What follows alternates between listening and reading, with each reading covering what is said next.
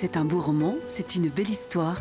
Et c'est l'histoire de Baudouin, autrefois directeur de télévision, qui un jour a décidé de changer de vie pour devenir glacier. J'ai travaillé à Canal C pendant 15 ans et c'est effectivement ici que j'ai imaginé que je pouvais faire autre chose dans ma vie.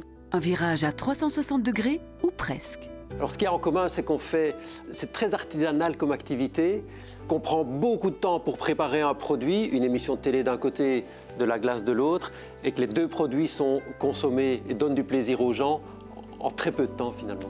Retour dans l'atelier où le boulot ne manque pas. Ce que j'aime dans la crème glacée, c'est d'abord l'expérience, le souvenir de l'enfance, le souvenir des bons produits et une crème glacée revisitée avec les techniques d'aujourd'hui, avec les connaissances des produits qu'on a aujourd'hui, ça donne quelque chose qui est juste magnifique. Et cette passion pour la glace ne date pas d'hier. Quand j'étais tout petit, que j'avais 5 ans, que j'ai commencé à faire de la crème glacée tout seul, c'était juste magique. C'est magique, ça, ces ingrédients. On a au départ des œufs, on a du lait, on a de la vanille.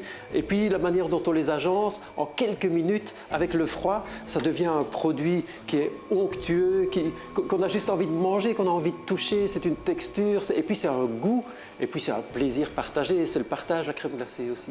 En tout cas, si on veut faire de la haute couture dans la crème glacée, il y a clairement un côté artistique. Oui, bien sûr, c'est la recherche de nouvelles saveurs. On travaille beaucoup avec des fruits frais et dans les fruits, il y a vraiment un pic où les fruits sont à un moment juste à leur maturité en termes de texture, de sucre, de goût. C'est le moment qu'il faut choisir. Et donc ça, c'est un peu comme les couleurs, un artiste qui agencerait des couleurs ou du son ou des images. Mais il y a un moment où tout se met ensemble et où l'œuvre est plus belle. 2 éléments pour la recherche en cuisine. 1, trouver le produit.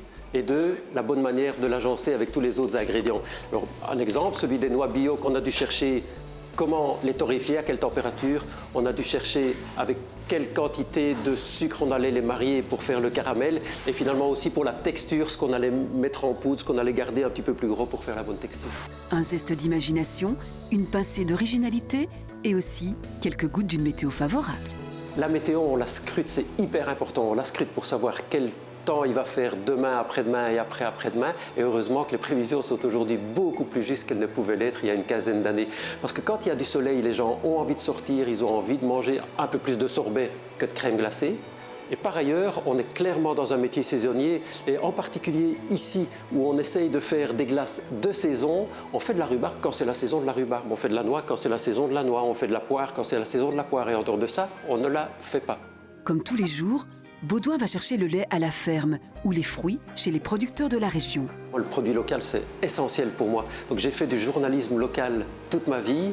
Maintenant, j'ai fait de la glace locale. Alors c'est essentiel pour 2 raisons. D'abord parce qu'il faut faire vivre les gens de la région, mais aussi parce que c'est avec les produits de la zone qu'on a le plus de chances d'avoir des gens chez qui ça fera naître des émotions. Quand on connaît la personne qui produit la rhubarbe avec laquelle on travaille, je vous jure que cette rhubarbe, elle a plus de goût qu'une autre.